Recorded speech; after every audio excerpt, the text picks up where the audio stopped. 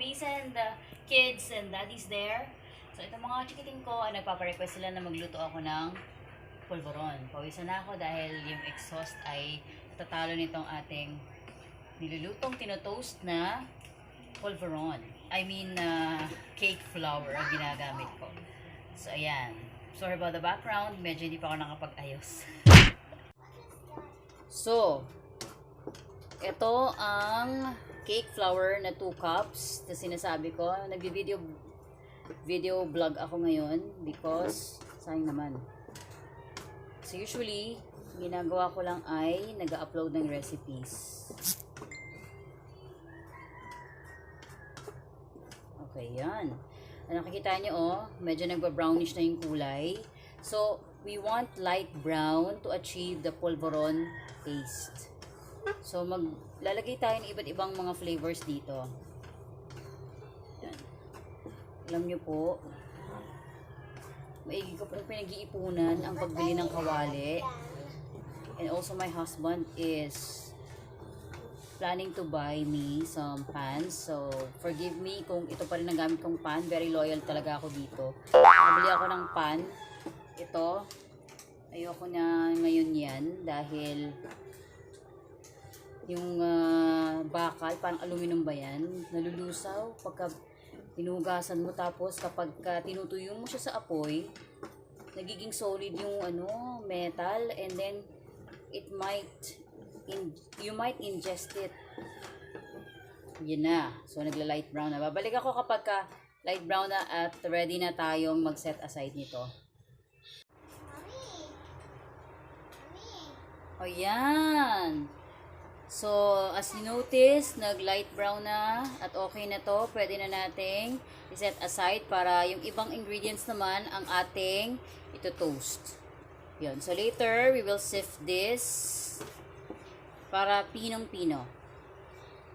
Hello! Look at me! O, diba? Nag-ayos ng lola nyo. Nakakaya naman, diba? Pag haharap ako sa inyo at hindi maayos ang itsura ko. So, para maggana naman kayong manood sa akin, ayan, nag-ayos na ako. Nagsuklay ako.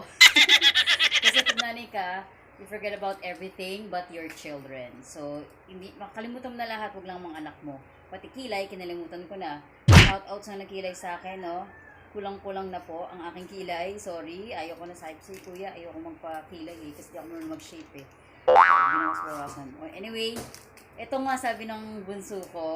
Totoast namin. Usually kasi, pag gumagawa ka ng cereal, tinutoast ko yun, oatmeal na may flavor to banana flavor.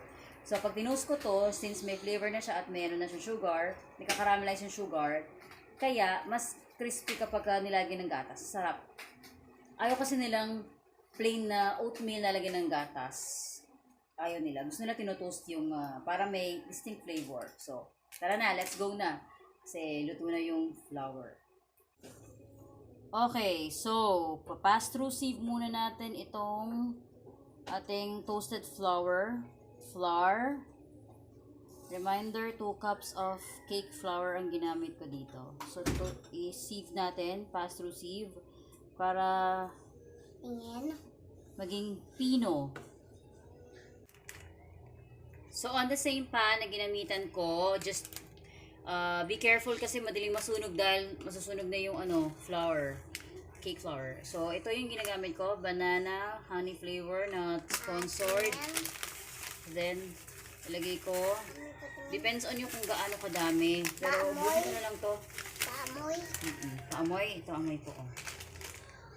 Amoy banana flavor. So, it's up to you kung gusto nyo mag-add ng more flavors. Siguro, bit of pinch of cinnamon na lang. Dadagdag ako. Because banana is good with cinnamon. So, good for digestion din to. Digestion. So, on na natin. Tapos, toast ko. So, have you seen that? Nag-crystallize na yung sugar. Medyo tumitigas na ng konti at nakikita ko nagiging stiff na yung paghalo ko dito. Medyo malakas po yung apoy. Okay, hinaan natin. Off ko na muna. Baka kasi masunog. Okay, anyway. Yan, it's a good sign naman. Medyo natutoast na to. Tsaka, namimelt na yung sugar. Later, it will become toffee. So, ayan. Yan ang gusto ko. May crunch yan. Sarap yan. Lalo kapag nilagyan nyo ng ano to, fresh milk, ang sarap ng combination. Okay. So, we're going to set this aside because later we will combine this to yung base na mixture. Ito kasi pang flavor lang eh. Okay, we'll be back. Okay, so ito na yung pinaka-base ng ating polvoron. Stir muna natin saglit. Tingnan ko muna kung enough na yung sugar. Kung hindi, dagdagan. Kasi medyo matamis na rin yung gatas, tsaka itong isang flavor na oatmeal. Gutom na daw yung chan ko eh. Ay, gutom na. So later, dessert nyo to. Okay, so we'll be back. So ito yung napili kong gatas, powdered milk drink. Kasi meron siyang mga minerals. Vitamins and minerals na at saka mura to eh. Compared sa ibang brands. Okay, so lagay ko 1 cup. Okay, so hindi ko mailagay lahat. Pero dadagdagan ko later. So, hindi ko na ilalagay sa sift kasi fine naman yung texture. So, we will stir. Stir mo ng bahagya. Okay. Be careful. It might spill. It might go anywhere. Bungo ng gatas. Bungo po ng gatas. Okay. So, mold na natin later. This is the... Okay, so gagawa na tayo ng polvoron ng may iba't ibang flavors. Kahit anong gustuhin nyo. Ito ang base ng polvoron. So, tinoast ko na po itong cake flour. And then, I put some sugar.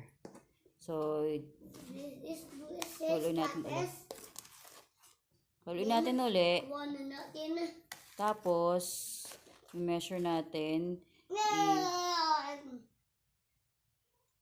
Divide into 3. Dave, nagkatong kainin. Dave. Saan? Saan mo nahulog? Doon. Ay, hindi na.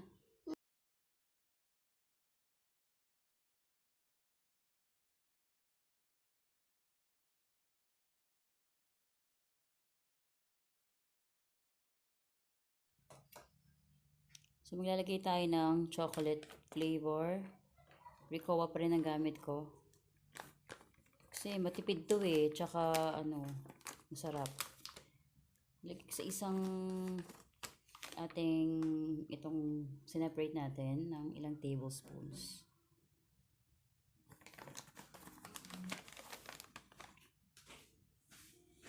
Depends on your preference. So, ito dito naman, lalagyan natin ng graham crackers. Fresh graham crackers.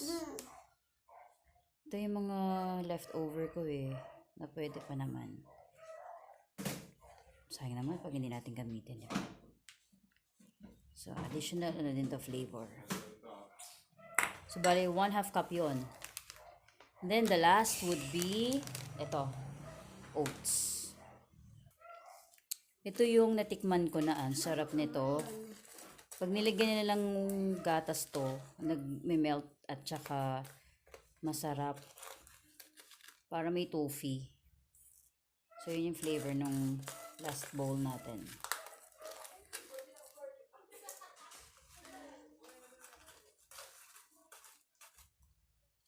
Okay.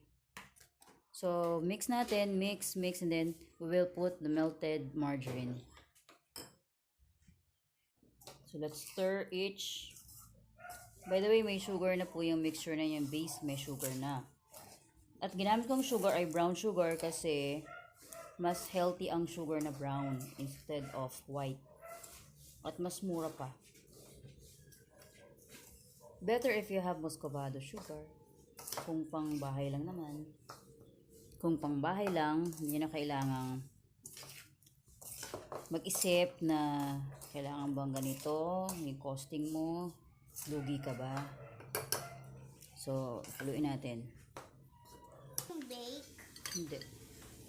Wala. Hi! Hi! Hi! Kamusta?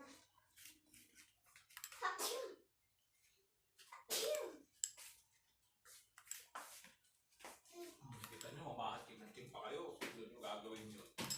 Makating kayo doon. Mister.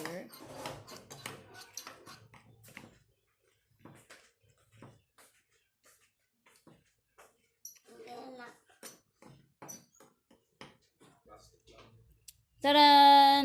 So, na-mix ko na at ganito na ang consistency. Sand-like ang consistency. Graham, chocolate flavor, and oats with banana flavor yung oats. So,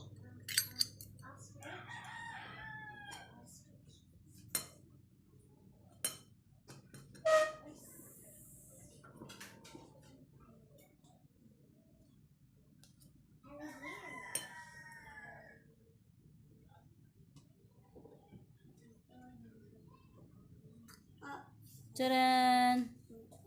Siguro mag-drizzle na lang tayo ng chocolate later. Yan. And dito naman.